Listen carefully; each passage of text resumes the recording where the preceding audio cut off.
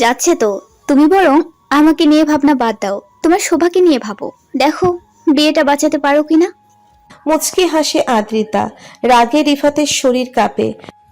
আদ্রিতা, বলেই হেসে দিল রিফাত। বেশি উড়িস না বোন আমার। আমাকে এখনো চিনিসনি তুই। আমি কে সেটা ভুলে যাস না। গতবার শোভা একা ছিল, এবার আমি আছি ওর সাথে। তোর সত্যি সবার সামনে আনবো, দেখিনিস। ও বাবা, ভয় পেলাম তো। ভাইয়া, তুমি পারো। এসব জোকস বলে হাসানোর কোনো মানে আছে? দেখো, ভাবো বসে বসে কিভাবে আমাকে শাস্তি দেবে ভাবো। আদ্রিতা হাসতে হাসতে চলে গেল। রিফাত মেজাজ হারিয়ে টেবিলে খুশি মারে। প্রচন্ড ব্যথা পেয়ে কুকিয়ে উঠল। নীল হয়ে গেছে হাত। নীলচে হাতের দিকে তাকিয়ে রইল রিফাত। হাসলো ঠোঁট বাঁকিয়ে। ওভার কনফিডেন্স মানেই ভুল। আদ্রিতা ভুল করবে, অবশ্যই করবে। এখন শুধু অপেক্ষার পালা, ভুল হওয়ার অপেক্ষা। সেদিন ওভাবে ফিরে যাওয়ার পর থেকে রিফাতের খবর নেই। ফোন দেয় না, কথা বলে না। আজ বৃহস্পতিবার দেখে সারা দিন অপেক্ষা করলো রিফাতের ফোনের। বিকেলে ক্লাস শেষে ফেরার পথে মনটা ভীষণ খারাপ হলো শোভার। প্রায় সবাই আজ বাইরে যাচ্ছে। জ্যোতি আর কণা যাবে বাসায়। শোভার ভীষণ একা লাগে। রিফাত কি আসবে না আজ? আদ্রিতাকে শেষমেশ ওকে ভুল বোঝালো বাকি সবার মতো। হোস্টেলের দিকে ঘুরতেই ফোন বাজে। ব্যাগ থেকে ফোনটা বের করতে মুখে হাসি ফুটলো শোভার। রিসিভ করতেই রিফাতের কণ্ঠ কানে এলো। তাড়াতাড়ি কেটে এসো, আমি দাঁড়িয়ে আছি। আসছি। বলেই নিজেকে দেখলো। আজ একদম সিম্পল হয়ে বেরিয়েছিল। ভেবেছিল অন্য দিনের মতো হলে ফিরে ফ্রেশ হয়ে বের হবে, কিন্তু রিফাত যেভাবে তাড়া দিল তাতে আজ হলে যাওয়া সম্ভব হবে না। তাছাড়া ওরও তর সইছে না। রিফাতকে দেখার তৃষ্ণা প্রবল হলো। মনে হচ্ছে কয়েক যুগ দেখে না রিফাতকে, অথচ একটা সপ্তাহ হয়নি এখনো। তবে কি রিফাতকে ভালোবাসতে শুরু করেছে মন? লাজে গাল রঙিন হলো। শোভা নিজেকে শাসন করে, তবুও ক্ষণে ক্ষণে রিফাতকে ভাবে। পা আপনাতেই জোরে চলতে শুরু করে। মন খারাপ করে বসেছিল রিফাত। শোভাকে দেখতেই চেহারা উজ্জ্বল হলো। শোভার চেহারার খুশি হুট করে নিভে গেল। ছেলেটা সম্ভবত কোনো দুশ্চিন্তায় আছে। আদ্রিতা কিছু করেছে কি? রিফাতের দুশ্চিন্তা কি ওকে নিয়ে? পায়ে পায়ে সামনে এগিয়ে গেল। আমি হয়েছি আজ আপনি আসবেন না। কেন আসবো না কেন? এমনিতেই কদিন তোমার সাথে কথা হয়নি, মনটা খুব ছটফট করেছিল। শোভার রঙিন গালের দিকে মুগ্ধ নয়নে তাকিয়ে রইল রিফাত। মেয়েটা লজ্জা পেলে কি দারুণ লাগে দেখতে। তুমি আমাকে মিস করেছো? শোভা মাথা নাড়তেই রিফাতের মুখ গম্ভীর। আসলে মিস করোনি। মিস করলে তো আমাকে ফোন দিতে। শোভার মুখে আধার নামে। আমি ভাবলাম আপনি ব্যস্ত থাকবেন, তাই বিরক্ত করি না। তাছাড়া আদ্রিতাকে নিয়ে নিশ্চয়ই ঝামেলায় ছিলেন, না হলে আপনি নিজেই ফোন করতেন আমাকে। হঠাৎ যেন কিছু একটা মনে হয়েছে, এমন ভাবে তাড়া দেয় রিফাত। তাড়াতাড়ি গাড়িতে উঠছো তো, অন্য কোথাও যেয়ে বসি, অনেক কথা জমে আছে। শোভা গাড়িতে বসতেই রিফাত গাড়ি চালানো শুরু করে। খুব বেশি করে আসলো না ওরা। ভালো একটা রেস্টুরেন্টে জানালার ধারে এসে বসলো দুজন। আদ্রিতার কি খবর? ওর সাথে কথা বলেছেন? কি বলে ও? শোভার প্রশ্ন শুনে চুপ করে রইল রিফাত। কি হলো, কিছু বলছেন না যে? কি বলবো? আচ্ছা, আদ্রিতা কি সবসময় এরকমই, মানে এমনই চতুর? তোমার সাথে ওর ফ্রেন্ডশিপ কি করে হলো? শোভা হাসলো। ছোটবেলা থেকে একসাথে পড়ালেখা করেছি। আদ্রিতা সবসময় একটু চতুর। নিজেকে বাঁচাতে মিথ্যা বলা, লুকিয়ে চুরিয়ে ছেলেদের সাথে কথা বলা, পরীক্ষায় পাশের জনেরটা দেখে লেখা সবই করতে দেখেছি ওকে। ক্লাস 7-এ উঠতেই ওর হাতে ফোন দেখেছি, যেখানে মেট্রিকের পরেও আমাদের হাতে ফোন আসেনি। অবশ্য ফোনটা ওর কোনো একটা বয়ফ্রেন্ড কিনে দিয়েছিল। লুকিয়ে লুকিয়ে ফোন ব্যবহার করত। ওদের বাড়িতে পড়তে গেলে মাঝে মাঝে আমার ছবি তুলে নিত। তখনও জানতাম না আমার ছবিগুলো ও কি কাজে ব্যবহার করে, কারণ ওরকম কুটিল ভাবনা আমাদের মাথায় আসা সম্ভব না। অথচ ওর ভাবনা ওই সময় অতটা জটিল ছিল। আমি কয়েকবার ভেবেছি ওর সাথে আর মিশবো না, কিন্তু নিজের সিদ্ধান্তে অটল থাকতে পারিনি। ও যখনই আমার মনের ইচ্ছে বুঝতো তখনই আমাদের বাড়িতে এসে আমার হাতে পায়ে ধরতো, নানাভাবে ইমোশনাল ব্ল্যাকমেল করতো। চাইলেও ওর সাথে যোগাযোগ বন্ধ করার উপায় ছিল না। রিফাত হতভম্ব হয়ে তাকিয়ে রইল।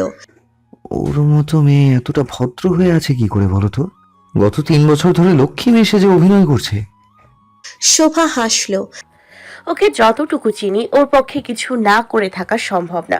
ও নিশ্চয়ই কারোর সাথে কিছু না কিছু করছে। আপনারা হয়তো সেভাবে নজর রাখেননি, তাই জানেন না। ওর ফোনটা চেক করে দেখেন কোনোভাবে। আর ইউ শিওর? 100%। ও আমার কথা কি বলেছে? বিয়ে ভেঙে ফেলার হুমকি দিয়েছে নির্ঘাত। রিফাত অবাক হয়ে বলে, তুমি জানলে কিভাবে? ও কোনোভাবেই চাইবে না আমার কাছাকাছি থাকতে। আপনার বউ হয়ে গেলে ওর সাধু সেজে থাকাটা খুব সহজ হবে না। অবভিয়াসলি আমাকে দূর করতে চাইবে। রিফাত মন খারাপ করে বলল, ও মাকে উল্টাপাল্টা কি বলেছে জানি না। মা এখন তোমাকে সহ্য করতে পারছে না। আমাদের বিয়েটার ভবিষ্যৎ কি হবে জানি না। শোভা দীর্ঘশ্বাস ফেলে। ও জানতো এমন কিছুই হবে। আদ্রিতা আছে আর ওর জীবনে ঝামেলা হবে না, এমনটা হতেই পারে না। আন্টি যদি আদ্রিতার সাথে আপনার বিয়ের কথা বলে আমি তাতেও অবাক হব না। আর বিয়ে নিয়ে আমি আগাগোড়াই আশাবাদী ছিলাম না। কে চাইবে এমন মেয়েকে বউ বানাতে যে মেয়ের এমন হিস্ট্রি আছে? যা, কি সব বলছো? মা এমনটা কখনোই বলবে না। ওকে আমি বোনের বাইরে অন্য কিছু ভাবিনি। ইনফ্যাক্ট শুরু থেকেই কেন যেন ওকে পছন্দ করতে পারিনি। আর বিয়ে নিয়ে উল্টাপাল্টা ভেবো না একদমই। আমাদের বিয়ে হবে, অবশ্যই হবে। পরিবার রাজি না হলে আমরা পালিয়ে যাব। পাগল হয়েছেন? এমনিতেই বাবা আমার সাথে কথা বলে না, আর যদি পালিয়ে বিয়ে করি তাহলে কি করবে জানি না। আমি তো বিয়ের কথা ভাবি না। বিয়ে না হলেও কোনো সমস্যা নেই। কিন্তু আমার যে অনেক সমস্যা হয়ে যাবে তোমাকে ছাড়া। রিফাতের কথায় যেন পরিবেশটাই থমকে গেল। দুজনেই কথা হারিয়ে ফেলেছে। কিছুটা সময় পার হলে শোভা মুচকি হাসল। শুনুন, আপনি আদ্রিতাকে এখনো চিনতে পারেননি। আমার কথা মিথ্যা না, সে প্রমাণ আপনি পাবেন কয়েকদিনের ভেতর। আচ্ছা, আপনার এমন কোনো বন্ধু আছে যে খুব পপুলার, আপনাদের চাইতে টাকা পয়সা বেশি, এরকম কেউ? রিফাত সরু চোখে তাকালো। কিন্তু তাতে কি হবে? শোভা দুষ্টু হাসি দিল।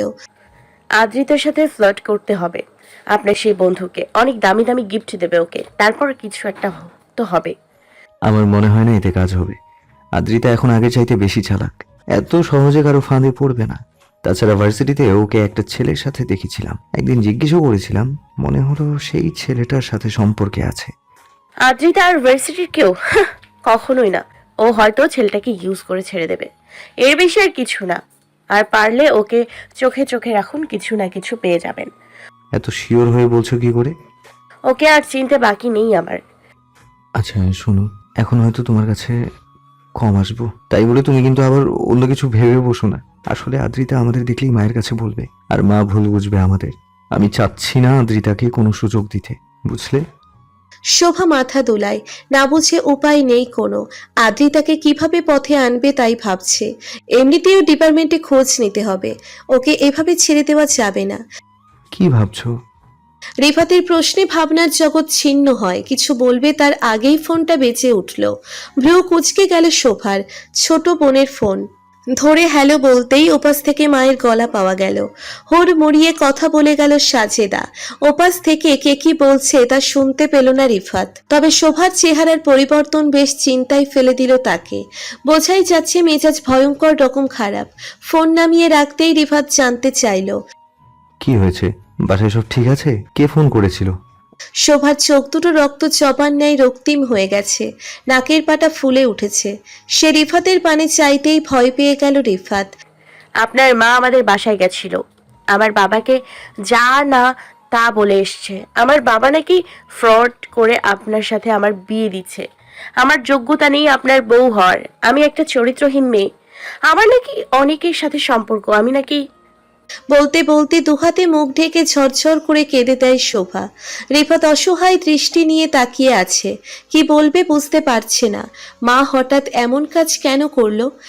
শোভা প্লিজ কেঁদো না। আমি বুঝতে পারছি না মা এমন কিছু কেন করলো। আমি সত্যি জানি না মা এমন কিছু করতে পারে। ধারণাও করতে পারছি না। শোভা, হ্যাঁ শোভা, কান্না বন্ধ করো প্লিজ। শোভা আরো কিছুক্ষণ কাঁদলো, তারপর মুখ মুছে নিল। আপনি চলে যান, আর আসবেন না। এই বিয়ে হবে না আর। আপনার মা বিয়ে ভেঙে দিয়ে গেছে। আর সবচেয়ে বড় কথা, বিয়েটা আমি বাবার জন্য করতে চেয়েছি। সেই বাবা যখন অপমানিত হয় তখন আর সেখানে বিয়ের প্রশ্নই আসে না। রিফাতের বুক ধরপড় করে। জলের তেষ্টায় বুক শুকিয়ে আসে। এসব কি বলছে শোভা? এই কদিনে শোভা ওর হৃদয়ে কতটা আসন পেতে বসেছে ও কি তা জানে? সে আকুতি নিয়ে বলে, এসব কি বলছো শোভা? প্লিজ এসব বলো না। আদ্রিতা নিশ্চয়ই কিছু একটা করেছে। মা হয়তো রেগে আছে। আদ্রিতা শয়তানি বুঝতে পারছে না। তুমি ভেবো না, মাকে আমি ম্যানেজ করে নেব। আরে ম্যাড, আপনার মা আমার বাবাকে অপমান করেছে, অপমান। আর সব মেনে নিলেও আমার বাবার অপমান কিছুতেই মেনে নিব না। এমনিতেই আমি তার কাছে অপরাধী, আর বেশি অপরাধের বোঝা চাপাতে চাই না নিজের কাঁধে। চলে যান, আর আসবেন না। শোভা উল্টে ঘুরে হাঁটতে শুরু করে। রিফাত ডাকলো, শোভা প্লিজ এমন করো না। এটা একটা মিস আন্ডারস্ট্যান্ডিং। আদ্রিতা শয়তানি। আমরা দুজনে মিলে এই সমস্যার সমাধান করে ফেলবো। এভাবে চলে যেও না প্লিজ। শোভা, আদ্রিতাকে জিতিয়ে দিও না। ও তো চাই এটা তোমার আমার বন্ধন ছুটে যাক, তাহলে ওর আর কোনো ভয় রইল না। শোভা, শোভা, কথা শোনো। শোভা শুনল না, ফিরেও তাকায় না, চোখ মুছতে মুছতে চলে যায়। রিফাত অসহায় চোখে চেয়ে দেখল কি করবে ও এখন, কিভাবে ফিরাবে শোভাকে। আদ্রিতা শেষ পর্যন্ত আবারও জিতে গেল। কেন, কি চাই ও? রিফাত ক্ষিপ্ত মেজাজ নিয়ে গাড়িতে উঠে বসল। দ্রুত গতিতে গাড়ি ঘুরিয়ে নিল বাসার উদ্দেশ্যে। আদ্রিতাকে ধরবে আজ। নিজের অপরাধের জন্য একটুও অনুতপ্ত না হয়ে বরং আরো অপরাধ করতে লেগেছে। আজ জানতেই হবে ও কি চাইছে, কেন এমন করছে, আর এত সাহসী বা পাচ্ছে কোথায়। একটা মেয়ে হয়ে এতটা নিচে নামে কিভাবে? পুরো বাড়ি তন্ন তন্ন করে খুঁজেও আদ্রিতাকে পাওয়া গেল না। রিফাত মায়ের ঘরে এলো। আদ্রিতা কোথায় মা? ওকে দেখছি না কেন? ও আজকে ভার্সিটিতে থাকবে, কাল নাকি এক্সাম আছে তাই। তুমি শোভাদের বাড়ি গিয়েছিলে? কি বলেছো শোভার বাবাকে? রোকেয়া তীব্র অসন্তোষ প্রকাশ করলেন। এরই মধ্যে তোর কানে খবর পৌঁছে গেছে? নিশ্চয়ই আজও শোভার সাথে ছিলিস তুই। আদিতা ঠিকই বলে, শোভা মেয়েটাই তোর মাথা খাচ্ছে। রিফাত রেগে মেগে চেঁচিয়ে উঠল। আর তোমার মাথা কে খাচ্ছে মা? আদ্রিতা, তুমি বিনা দোষে শোভার নিরীহ বাপকে যে কথা শুনিয়ে আসো। একবারও ভেবেছো কতটা অমানুষের মতো কাজ করেছো? এখন ওর বাবা যদি অসুস্থ হয়ে যায় তাহলে এই দায় কে নেবে বলো তো? এক আদ্রিতা শোভার জীবন নষ্ট করেছে, আর এখন ওর তালে নাচছো তুমি। শোনো মা, একটা কথা পরিষ্কার করে বলে দিই, শোভা ছাড়া অন্য কাউকে বিয়ে করব না আমি। যদি ভাবো তুমি মা তাই তোমার কথা শুনে আমি শোভাকে ভুলে অন্য কাউকে বিয়ে করব, তাহলে ভুল ভাবছো। এমন আশা করা ভুলে যাও, বুঝলে? রিফাত যেভাবে এসেছিল সেভাবেই ফিরে গেল। ওর মাথাটা দপদপ করছে। বেশ বুঝতে পারছে এই আদ্রিতা ইচ্ছে করে এমন লুকোচুরি খেলছে ওর সাথে। ঘরে এসে মাথায় হাত দিয়ে বসে যায়। কি করবে এখন? এভাবে কতদিন চলবে? কিছু বুঝতে পারছে না। কোনো বন্ধুকে বলবে সে উপায়ও নেই। হঠাৎ করে জেনে ওরা হয়তো সহযোগিতার বদলে উল্টো রিয়াক্ট করবে। এর মধ্যে আজ শোভা ও সম্পর্ক ছিন্ন করলো। ওকেই বা দোষ কি দেবে? মেয়েটাও নিরুপায় হয়ে গেছে। একজন মানুষ কতগুলো জীবন নিয়ে খেলছে। হাঁসফাঁস লাগছে রিফাতের। মাথাটা ফাঁকা লাগে হয়ে গেছে। পানি ছেড়ে শাওয়ারের নিচে দাঁড়িয়ে রইল। শোভা বাসায় যায় না বহুদিন, ইচ্ছে করলেও চায় না। খবরটা শোনার পর থেকে ইচ্ছেটুকুও গায়েব হয়ে গেছে। বাবার মুখোমুখি হওয়ার না ইচ্ছে আছে না সাহস। এই মানুষটা বারবার তার কারণে ছোট হচ্ছে, লোকের সামনে মাথা নত করতে হচ্ছে। অথচ এসব তার বিন্দুমাত্র দোষ নেই। না বাবার জন্য কিছু করার উপায় আছে। নিজেকে খুব হেল্পলেস লাগছে তার। এতটা নিরুপায় হয়ে থাকতে থাকতে দমবন্ধ লাগে শোভার। একা কামরায় হাউমাউ করে কাঁদে শোভা। জীবনটা তাকে নিয়ে এত খেলছে কেন? কি দোষ তার? আদ্রিতাকে বিশ্বাস করে ঠকেছে, তাই বলে বারবার আদ্রিতাই কেন জিতে যাবে? কেন শোভাকেই ছোট হতে হবে? সারা রাত অনেক ভেবেছে সে। আদ্রিতার করা কাজ, তার পালিয়ে যাওয়া, তারপর কোইন্সিডেন্টলি একই ইউনিভার্সিটিতে পড়া, সবকিছু নিয়ে ভেবেছে। ভেবেছে আর কেঁদেছে, যেমনটা গত 3 বছরে অসংখ্য বার হয়েছে। 3 বছর ধরে মনে মনে আদ্রিতাকে খুঁজেছে সে। ওকে পেলে কি করবে তা ভাবেনি, কিন্তু খুঁজেছে। এখন যখন ওকে পেয়েছে তখনও বুঝতে পারছে না কি করবে। আদ্রিতাকে ওর কর্মের সাজা দিতে চায়, কিন্তু কিভাবে দেবে? উপায় কিছু আছে কি? অন্য কারো হেল্প নেবে সেই উপায় নেই। কারো হেল্প চাইলে তাকে নিজের পুরনো কাহিনী বলতে হবে। সে জানে কেউ সহজে বিশ্বাস করবে না ওকে, উল্টে হিতে বিপরীত হতে পারে। সকলে ওকেই অবিশ্বাস করবে, কারণ জগৎটা যা দেখে তাই বিশ্বাস করে। আর দেখার হিসেবে শোভা দায়ী। সকলের কাছে কৈফিয়ত দিতে দিতে ক্লান্ত হয়ে গেছে শোভা। নতুন করে কৈফিয়ত দেওয়ার সাহস নেই আর। কিন্তু একা একা কি করবে, কি করতে পারে? ক্লান্ত বিধ্বস্ত শোভা সকালে হেঁটে হেঁটে ক্লাসে যায়। আকাশ পাতাল ভাবনার মধ্যেই মাথায় প্রশ্নটা এলো, কেন আদ্রিতা যেখানে পড়ে সেখানেই ভর্তি হলো সে? বিধাতা কেন আদ্রিতার সাথে তার দেখা করিয়ে দিল? কি চান তিনি? উদ্দেশ্য কি তার? উত্তরটা পেয়ে গেল তৎক্ষণাৎ। আদ্রিতাকে সাজা দেওয়ার সুযোগ দিয়েছে ঈশ্বর, যেন অপরাধীকে সামনে দিয়ে উপরওয়ালা বলছে, এবার তুমি বুদ্ধি করে তার শাস্তি নির্ধারণ করো, যেমন তোমার মর্জি। শোভা হাসলো। আসলেই তো, এভাবে কেন ভাবেনি আগে? আদ্রিতা যেভাবে তাকে ফাঁদে ফেলেছিল, সেই একই উপায়ে কি ওকে ফাঁদে ফেলা যায়? কিংবা ওরই ফাঁদে ওকে আটকে ফেললে কেমন হয়? ওরও নিশ্চয়ই কোনো দুর্বলতা আছে। কি সেই দুর্বলতা, সেটাই খুঁজে বের করতে হবে। অনেক ভেবে শোভা ঠিক করলো আদ্রিতাকে ফলো করবে ও। ইউনিভার্সিটিতে কার সাথে মেশে কি করে সব জানবে, কিছু না কিছু তো অবশ্যই পাবে। কিন্তু ওকে খুঁজে বের করবে কি করে? কোন ডিপার্টমেন্টে পড়ে সেটাই তো জানে না। ওর নিশ্চয়ই ফেসবুক অ্যাকাউন্ট আছে। আদ্রিতার পুরো নাম লিখে সার্চ দিল শোভা। অনেকগুলো অ্যাকাউন্ট সামনে এলো। খুঁজে খুঁজে পেয়ে গেল কাঙ্ক্ষিত আইডি। প্রোফাইল লক করে রেখেছেন ম্যাডাম। নিজের আইডি দিয়ে তো ফ্রেন্ড রিকোয়েস্ট দেওয়া যাবে না। এমনকি নতুন কোনো আইডি হলেও আদ্রিতা অ্যাকসেপ্ট করবে না। তাহলে কি করবে? অন্য কিছু ভেবে রাখি শোভা, দেখা যাক কাজে দেয় কিনা। 2 দিন পর অবশেষে কনার ফ্রেন্ড রিকোয়েস্ট অ্যাকসেপ্ট করেছে আদ্রিতা। শোভা কনার পারমিশন নিয়ে আদ্রিতার আইডি ঘুরে দেখল। পাবলিক হেলথ নিয়ে পড়ছে আদ্রিতা। ওর মতো মেয়ে যদি জনগণের স্বাস্থ্য নিয়ে ভাবে তাহলে তো জীবন শেষ। এই মেয়ে যেখানে যাবে সবার স্বাস্থ্য খারাপ করে ছাড়বে। ও নাকি আবার পাবলিক হেলথে পড়ে। নিজের মনে হাসল শোভা। অনেক অনেক বন্ধু আদ্রিতার, সেই লিস্টে রিফাতও আছে। একদম ছবির মতো পরিষ্কার আদ্রিতার আইডি। ঠিক ওর চরিত্রের বিপরীত অবস্থা। অনেক সময় ধরে খুঁজে অবশেষে কাঙ্ক্ষিত জিনিস পেল শোভা। কনার আইডি থেকে আবারও একটা ফ্রেন্ড রিকোয়েস্ট পাঠালো। জানে না অ্যাকসেপ্ট হবে কিনা। আশা করতে দোষ কি? শোভা বেশ উত্তেজনা বোধ করে নিজের মধ্যে। হঠাৎ কনার দিকে নজর পড়ে। ফেসবুকে কিছু একটা দেখে হাসছে। কনাকে বলবে নাকি? সারাদিন ক্যাম্পাসে ঘুরে বেড়ায়। মেয়েটার বন্ধু অনেক, হয়তো কিছু জানলেও জানতে পারে। শোভা কনাকে ডাকে। এই কণা, একটা উপকার করবি? কি উপকার? কণা অবাক হয়ে জানতে চায়। শোভা চাপা স্বভাবের মেয়ে, কখনো কোনো কিছু নিয়ে কথা নেই ওর। হঠাৎ এমন প্রস্তাবে অবাকই হলো। তোর পরিচিত কেউ কি পাবলিক হেলথ ডিপার্টমেন্টে আছে? সেকেন্ড ইয়ার একজনের খবর জানতে চাইছি। পরিচিত কেউ আছে? কণার মুখে দুষ্টু হাসি ছড়িয়ে পড়ল। তাহলে এই ব্যাপার। সেকেন্ড ইয়ারকে হ্যাঁ বলতো, শেষ পর্যন্ত ক্যাম্পাস সিনিয়রকে ভালো লাগলো। শোভা হেসে দিল।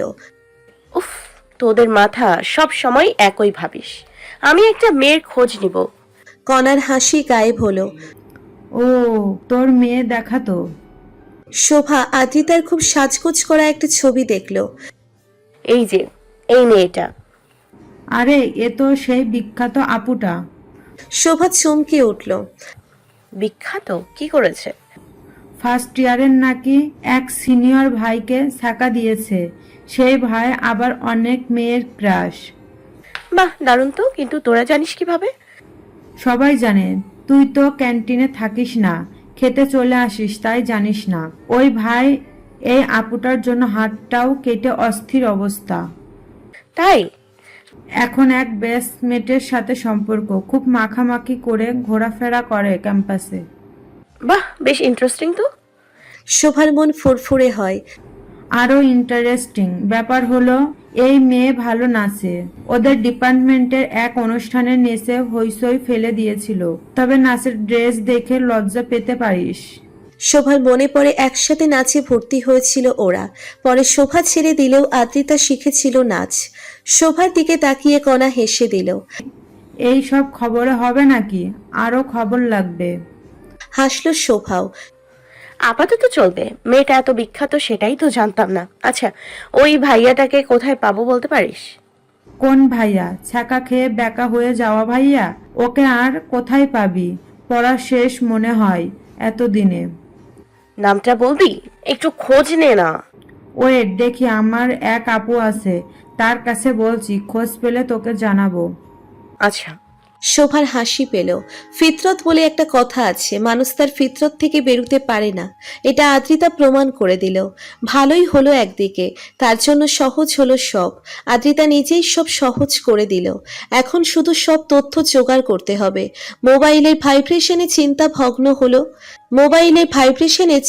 ভঙ্গ হলো শোভার। রিফাত ফোন দিচ্ছে, কেটে দিল শোভা, কিন্তু জানে লাভ নেই। আবার ফোন দিবে রিফাত, দিতেই হবে। গত 3 দিন ধরেই দিচ্ছে, শোভা ধরেনি। এমন নাচে ধরতে ইচ্ছে করেনি, খুব ইচ্ছে করেছে, কথা বলতে মন চেয়েছে, কিন্তু তবুও রিসিভ করেনি ফোন। মায়ের কাছে শুনেছে বাবা একদম নীরব হয়ে গেছে। শোভার ইউনিভার্সিটিতে ভর্তির পর, বিয়ে ঠিক হওয়ার পর বাবা খানিকটা স্বাভাবিক হয়েছিল, মায়ের সাথে টুকটাক কথা বলতো, এখন সেটাও বলছে না আর। সারা দিন অফিস করে বাসায় ফিরে চুপচাপ ঘরের মধ্যে বসে থাকে। এসব শুনে শোভার বুকে আদ্রিতার জন্য ঘৃণার আগ্নেয়গিরি টগবগিয়ে ওঠে। রিফাতের প্রতি ভালো লাগাটুকু উবে যায়। আসলে সম্মান যেখানে থাকে না সেখানে ভালোবাসা ফিকে লাগে। ছেলেটার নাম হিমেল, মাস্টার্স দেবে। শোভা ফোন করে একবার দেখা করার অনুরোধ করতেই ছেলেটা রাজি হয়েছে। শোভা এখন বসে আছে স্টাফ কোয়ার্টারের সামনের চায়ের দোকানের হিমেলের অপেক্ষায়। সামনে একটা খেলার মাঠ, বাচ্চারা ফুটবল খেলছে সেখানে। শোভা সেদিকে তাকিয়েছিল। কিছুক্ষণ পরে একজন সুদর্শন যুবক এসে দাঁড়ায় সামনে। শোভা, জি। শোভা উঠে দাঁড়ায়। আমি হিমেল, তুমি মনে হয় আমাকে ফোন করেছিলে। জি ভাইয়া, ভালো আছেন আপনি? হিমেল মাথা দুলায়। হ্যাঁ হ্যাঁ, বসো প্লিজ। একটু দূরত্ব রেখে বসে শোভা। হিমেলকে দেখলো ভালো মতো। লম্বা একহারা ছেলেটা বেশ স্মার্ট, ফর্সা চেহারায় আদুরে ভাব আছে। এমন ছেলেকে আদ্রিতা কেন ফিরিয়ে দিল? ছেলেটা 2 কাপ চায়ের কথা বলে শোভার সামনে বসলো। কি বলবে বলো তো, ফার্স্ট ইয়ার কারো ফোন পেয়ে অবাকই হয়েছি। তোমাকে তো চিনি বলে মনে হচ্ছে না। শোভা হাসলো। আমাকে আপনার চেনার কথা না ভাইয়া, বলা যায় আপনার খোঁজ পেয়েছি ভাগ্যগুণে। শোভার কথাই হিমেলের ভ্রু কুঁচকে গেল। ভাগ্য গুণে? এত দামি মানুষ কবে হলাম আমি? কি ঘটনা, খুলে বলো তো। আদ্রিতা কি মনে আছে ভাইয়া? ওকে নিয়ে ঘটনা। হিমেলের মুখে অন্ধকার নামে গম্ভীর কণ্ঠে জবাব দিল। ওকে নিয়ে কোনো কথা বলতে চাই না আমি, এমনকি ওর কথা শুনতেও চাই না। শোভা অনুনয় করে বলে, প্লিজ ভাইয়া, রেগে যাবেন না। আমি জানি আদ্রিতা কি করেছে আপনার সাথে, আর এই কারণেই আপনাকে খুঁজে বের করেছি। একমাত্র আপনি আমার কষ্ট বুঝবেন, আমাকে সাহায্য করতে পারবেন। হিমেল বিস্মিত হয়ে তাকায় শোভার দিকে। সাহায্য? তোমাকে? খুলে বলো তো, আদ্রিতা কি করেছে তোমার সাথে? আপনি একটু শান্ত হয়ে বসুন প্লিজ, মন দিয়ে আমার কথাগুলো শুনুন। হ্যাঁ বলো শুনি, ওই বদমাস মেয়েটা কি করলো তোমার সাথে আবার? শোভা বলতে শুরু করে। ওর আর আদ্রিতার বন্ধুত্ব, আদ্রিতার স্বভাব চরিত্র, ও কিভাবে শোভাকে ফাঁসিয়ে দিয়ে ঢাকায় পালিয়ে এলো, তারপর এখানে কিভাবে আদ্রিতার সাথে দেখা হলো, সবকিছু বিস্তারিত বলল হিমেলকে। হিমেল সব শুনতে শুনতে কখনো চোখ বড় হয়, কখনো দীর্ঘশ্বাস ফেলে। শোভার কথা শেষ হতেই হিমেল প্রশ্ন ছুড়ে দিল। তুমি রিফাত সাহেবকে ভালোবেসে ফেলেছ, তাই না? এমন প্রশ্নের জন্য তৈরি ছিল না শোভা, তাই প্রশ্নটা আসতেই হতভম্ব হয়ে গেল। হিমেল মুচকি হাসছে ওর দিকে তাকিয়ে। শোভা আরক্ত গালে মাথা নাড়ায়। না ভাইয়া, ভালোবাসি না।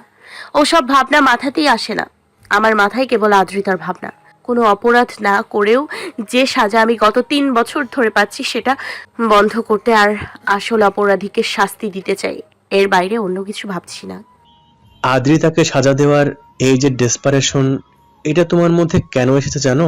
রিফাত সাহেবের জন্য। ধরো উনি তোমার লাইফে নেই, এমনিতেই একদিন আদ্রিতা তোমার সামনে এলো, তাহলে কি করতে? বড় জোর ওর সাথে ঝগড়া করতে, চুলোচুলি হতো হয়তো, বা কিন্তু তুমি যে ওকে সাজা দিতে চাচ্ছ, এই অটল ভাবটা তোমার মধ্যে আসতো না। আমাকে খুঁজে বের করে দল ভারী করতে চাইতে না। তুমি হয়তো বুঝতে পারোনি, কিংবা তোমার মন এটা মানতে চাইছে না যে তুমি ওনাকে ভালোবেসে ফেলেছো। তবে মনে রেখো, এটাই কিন্তু সত্যি। যা কিছু করছো এবং করতে চাইছো, সব কিছুর মূলে কিন্তু ওই রিফাত সাহেব। ওনার সাথে তোমার বিয়ের আলাপ, এখন আদ্রিতার তোমাকে তার জীবন থেকে দূর করার চেষ্টা, ওর প্রতি তোমার ঘৃণা বাড়িয়ে দিয়েছে। মানে না কি দাঁড়াচ্ছে তাহলে? শোভা বোকার মতো প্রশ্ন করে। কি? আরে তুমি তাকে ভালোবাসো বলেই তো এত কিছু করতে চাইছো। 3 বছর আগে আদ্রিতা যা করেছে সেসবে তোমার রাগ থাকতে পারে, তবে এই যে এভাবে ওকে নিয়ে পড়ে থাকা, এটার ক্রেডিট রিফাত সাহেবের। বুঝলে বোকা মেয়ে? শোভা হিমেলের দিকে তাকিয়ে রইল। হিমেল আফসোসের সুরে বলে, রিফাত সাহেব খুব লাকি উনি তোমাকে পেয়েছেন। আর আমি পেয়েছি আদ্রিতার মতো মেয়েকে, যাকে জীবনে প্রথমবারের মতো ভালোবেসে মনটা কালিমায় লেপন করেছি। শোভা ততক্ষণে নিজেকে সামলে নিয়েছে। লাজের ভাঁজ ভেঙে নিজেকে ফিরে পেতেই জানতে চাইল, আপনাদের ব্রেকআপ হলো কেন? মানে আদ্রিতার অজুহাত কি ছিল? হিমেল মুখটায় অপমানের ছায়া। আমি নাকি ওর থেকে অনেক বড়, আমার বয়স মন মানসিকতার সাথে ওর নাকি আর অ্যাডজাস্ট হচ্ছে না। তাছাড়া ও অনেক খোলামেলা চলাফেরা করতে শুরু করেছিল, সেসব নিয়েও ঝামেলা হতো। আমার দেওয়া গিফটে ওর মনও ভরতো না। ব্রেকআপের পর বুঝলাম আমি মধ্যবিত্ত পরিবারের ছেলে, তো তাই ওর পোষাবে না। এখন যার সাথে মিশছে তার বাবার বেশ টাকা পয়সা আছে, তবে শুনেছি এই ছেলেই ওর একমাত্র প্রেমিক নয়, আরো আছে একজন। শোভার চোখ চকচক করে উঠল। আরো আছে? কে সে? দেখিনি কখনো, শুনেছি মাত্র। প্রথম প্রেম তো, মায়া ছাড়তে পারি না, সেই মায়া থেকেই খোঁজ রাখা। ভাইয়া তাহলে একটা কাজ করেন, ওর সেই গুপ্তজনের খোঁজ নেন। সামহাও তাকে পেলে কাজ হয়ে যাবে। কি করতে চাইছো বলো তো? হিমেল উৎসুক হয়ে জানতে চাইল শোভা। শোভা দৃঢ় প্রত্যয়ে বলে, বেশি কিছু না ভাইয়া, জাস্ট ওর মুখোশ খুলতে চাচ্ছি। ঠিক যেভাবে ও আমাকে ভাইরাল করেছিল, আমিও ওকে ওভাবেই বিখ্যাত বানাবো। Are you sure? পারবে তো? শোভা বিশ্বাসী হাসি দিল। পারবো ভাইয়া, আপনি শুধু খোঁজ এনে দেন, বাকি কাজ আমার। ঠিক আছে, আমাকে কটা দিন সময় দাও, দেখি খোঁজ পাই কিনা। এখানে তো সেই ছেলে আসবে না, আদ্রিতাই হয়তো কখনো সেই সুযোগ দেবে না, কারণ তাতে ওর গোমর ফাঁস হয়ে যাবে। পার্সোনালি ওর পেছনে কাউকে লাগাতে হবে, দেখি কতটুকু করা যায়, আমি তোমাকে খবর দেব। হিমেল চলে যেতে উদ্যত হতেই শোভা ডাকল, ভাইয়া শেষ মুহূর্তে আবার পিছিয়ে আসবে না তো? বললেন যে ওর প্রতি এখনো মায়া আছে। হিমেল গভীর দৃষ্টি মেলে শোভাকে দেখল। না, পিছিয়ে আসবো না। আমার নিজের জন্য যতটা না করতে চাই, তার চাইতে অনেক বেশি তোমার জন্য করতে চাই। তোমাকে আমার ভালো লেগেছে, খুব ভালো মেয়ে তুমি। হিমেল বড় বড় পা ফেলে চলে যায়। শোভা তাকিয়ে রইল ওর দিকে। তার কয়েকদিন পরে হলে যাওয়ার পথে রিফাতের গাড়িটা দেখল শোভা। গাড়িটা দেখেই শোভা উল্টো ঘুরে হাঁটতে শুরু করলো। আয়নায় দেখে রিফাত গাড়ির দরজা খুলে বেরিয়ে এলো। মেঘা, চলে যাচ্ছ কেন? প্লিজ কথা শোনো। শোভা দাঁড়ায় না, আরো দ্রুত পা চালায়। রিফাত দৌড়তে শুরু করে। শোভার পথ আগলে দাঁড়ায়। হাঁপাতে হাঁপাতে জানতে চাইলো, আমাকে দেখে পালাচ্ছ? এতটাই খারাপ আমি? কেন এসছেন আপনি? মানা করেছিলাম না? ফোন ধরছো না কেন? 2 সপ্তাহ হয় কথা বলছো না, দেখা হচ্ছে না, কিভাবে থাকি বলো তো? যেভাবে এতদিন ছিলেন। রিফাত আহত দৃষ্টিতে তাকিয়ে রইল। এত নিষ্ঠুর করে কথা বলছো কি করে? এই যে 2 মাস ধরে রেগুলার ঘুরে বেড়ালাম, এত এত কথা বললাম, তোমার মনে পড়ে না একবারও? আমাদের একসাথে কাটানো সন্ধ্যা, বৃষ্টি মুখর দিন সব ভুলে গেছো? একটু জায়গাও কি পাইনি তোমার মনে? পথ সারুন, আপনার এসব বাজে কথা শোনার সময় নেই আমার। ছাড়বো না, 2 মিনিট দাঁড়িয়ে থাকো, না হয় একটু কথা বলো আমার সাথে। রিফাতের অনুনয় কানে তোলে না শোভা। ভালো মতো বললে বোঝেন না আপনি? কেন কথা বলবো আপনার সাথে? কিসের অধিকারে? কোন সম্পর্কের জোরে? শোভার রাগত স্বরে বলা কথায় রিফাত 2 পা এগিয়ে এলো। শোভার দিকে তাকিয়ে কোমল গলায় পড়ল, আগে যে অধিকারে বলতে সেই অধিকারে। কেন মায়ের রাগ, আদ্রিতার রাগ আমার সাথে দেখাচ্ছ মেঘা? আমি তো কিছু করিনি, উল্টো তোমাকে হেল্প করতে চাইছি। গরু মেরে জুতো দান চাই না আবার। আপনার মা আমার বাবাকে অপমান করে, আর আপনি আসেন আমাকে সান্ত্বনা দিতে। হলো কিছু? রিফাত অসহায় হয়ে কাঁধ ঝাঁকালো। আমি বলেছি তো সব ঠিক করে দেব, কিছুদিন সময় দাও আমাকে। আমার উপর বিশ্বাস নেই তোমার? না, নেই। হয়েছে, এবার আসুন। রিফাত তাকিয়ে রইল শোভার দিকে। এই শোভাকে যেন সে চেনে না, নাকি গত 2 মাসের শোভা অন্য কেউ ছিল। রিফাত ঠান্ডা গলায় বলল, অন্য কাউকে ভালো লেগেছে? তোমারও বুঝি আদ্রিতার মতো অসুখ করেছে? আমি তো দেখতে ভালো না, তাই আমাকে এড়িয়ে চলছো। সুন্দর কাউকে পেয়েছো তাই না? টল, হ্যান্ডসাম। সেদিন দেখলাম এমন একটা ছেলের সাথে কথা বলতে। শোভা এবার সত্যিই রেগে গেল। আপনি আমার পিছু নিয়েছেন? তুমি অ্যাভয়েড করছো, বাধ্য হয়ে আসতে হয়। বুঝলাম আদ্রিতার কথায় মা ভুল করেছে, কিন্তু তার বদলা নিতে তুমি কি করছো? আশ্চর্য মানুষ আপনি। আমি কথা বলতে চাইছি না, আপনি আমাকে জোর করছেন। কথা বলবে না কেন? কেন কথা বলবে না? আমার কি দোষ? রিফাত রেগে চেঁচিয়ে উঠল। শোভা রাগলেও শান্ত রইল। ঠান্ডা গলায় বলল, আপনার দোষ, আপনি আদ্রিতার ভাই। দয়া করে আর আসবেন না, নিজেকে দুঃখী দেখতে চাই না আর। আমি আসলে তুমি দুঃখ পাও? রিফাত অবাক হয়ে বলে। শোভা মাথা দোলায়। হ্যাঁ পাই। ঠিক আছে, আর দুঃখ দেব না তোমাকে। ভালো থেকো নতুন কারোর সাথে। রিফাত হেলে তুলে হেঁটে গাড়িতে উঠল। শোভার বুক কাঁপছিল রিফাতকে দেখে। ছেলেটার হাঁটা দেখে মনে হলো এখনই মাটিতে লুটিয়ে পড়বে। গাড়িতে বসতেই হাঁপ ছেড়ে বাঁচে। রিফাতের গাড়ি চলতে শুরু করতেই শোভার চোখ ঝেপে কান্না নেমে এলো। কষ্ট কি তার কম হচ্ছে? বৃহস্পতিবারের জন্যে তার মনটা কি ছটফটিয়ে ওঠে না? তাহলে রিফাত কেন বুঝতে চায় না তাকে? সে কি ইচ্ছে করে এমন করছে? এতটা কঠোর তো হতে চায়নি সে, কিন্তু এটাও সত্যি এভাবে রিফাতের সাথে যোগাযোগ রাখতে চায় না। এইসব টানাপোড়েন ভালো লাগছে না। গত 2 মাসের স্মৃতি তার কাছে অনেকটা স্বপ্নের মতো। যে স্বপ্ন দেখলে মন ভালো হয়, সেই স্বপ্নের মতো বেঁচেছে সে। ওই দিনগুলোর স্মৃতি তার আজকের দিনের বেঁচে থাকার রসদ। ওইটুকু নিয়েও বেঁচে থাকা যায়। শোভা বেঁচে থাকবে। ভাইয়া কি হয়েছে তোমার? অবেলায় শুয়ে আছো? ছোট ভাই গালিবকে দেখে বিরক্ত হলেও কিছু বলে না। আলসেমি ছেড়ে রিফাত শোয়া থেকে বসলো। যদিও মনটা খুব খারাপ, তবে ভাইকে বুঝতে দিল না। তেমন কিছু না। তোর খবর কি? অনার্স তো শেষ, এখন কি করবি? জানি না কি করব, কিন্তু তোমার কি অবস্থা? শুনলাম তোমার বিয়ে ভেঙে গেছে। জানি না কি হচ্ছে, সবার যেমন ইচ্ছে তেমন করছে, আমি আর কি বলবো। গালিব হাসছে, তারপর বলে, এর চাইতে প্রেম করা ভালো। নিজে পছন্দ করে বিয়ে করে নিয়ে আসবো, মানলে মানবে, না মানলে নেই। বাড়ি থেকে বেরিয়ে যাব, নিজের মতো থাকবো। রিফাত গালিবের দিকে চেয়ে ভাবে, কথাটা খুব একটা ভুল না। তবে চাইলেই প্রেম করা যায় না, এটা গালিবকে কে বোঝাবে? মেয়েরা সবাইকে সমান পাত্তা দেয় না। রিফাত কথা ঘুরায়।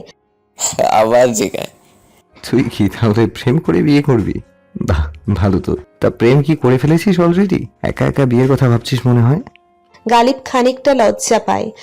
আরে না ভাইয়া, কি সব বলো? এখন ওসব করলে তো জীবনই শেষ। আগে নিজে কিছু একটা করি। রিফাত গালিবকে দেখল। লম্বায় ওর চাইতে 3-4 ইঞ্চি বেশি। চেহারায় পুরুষালী ভাব বেশ, আত্মবিশ্বাসে ভরপুর। গালিব কিছুটা এগিয়ে এসে গলা নিচু করলো। মাকে কথা বলতে শুনলাম আদ্রিতাকে ছেলের বউ করতে চায়। জাতির সাথে কথা বলছিল মনে হলো। একথা শোনা মাত্রই রিফাতের অলস্যতা কেটে গেল।